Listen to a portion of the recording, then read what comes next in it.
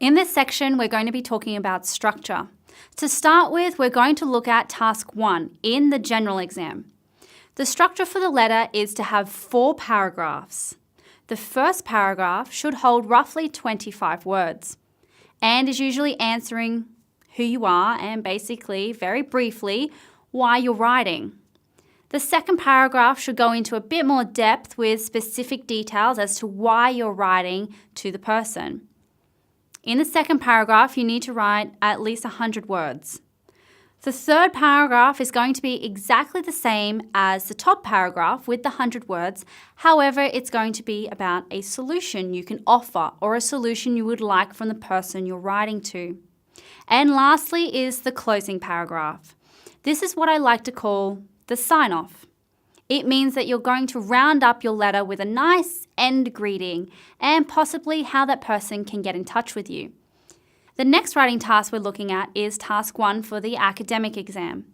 In this part of the exam, the student will be required to write 4 paragraphs as a minimum. Sometimes you'll need to write more, however, it purely depends on your own ability to summarize details.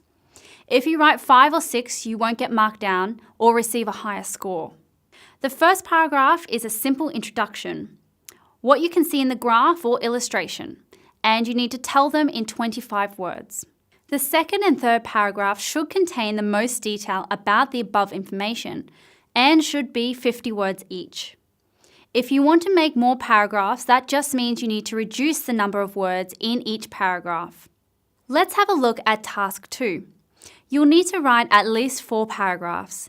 The first paragraph, you will need to write an introduction, and the second and third paragraph will be the body of the text, and the last paragraph will be the conclusion.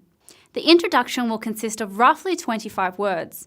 In fact, you should try to aim for a minimum of 25 words here. The second paragraph should consist of 100 words, and the same for the third paragraph. Now, the conclusion will have the same amount of 25 words as the introduction. And you can see this nicely makes up your 250 words. It's important to leave a full line gap between each paragraph. Otherwise, you're not considered to actually be writing paragraphs. You cannot move the start of your sentence towards the middle of the page. So just start at the very left of the page each time.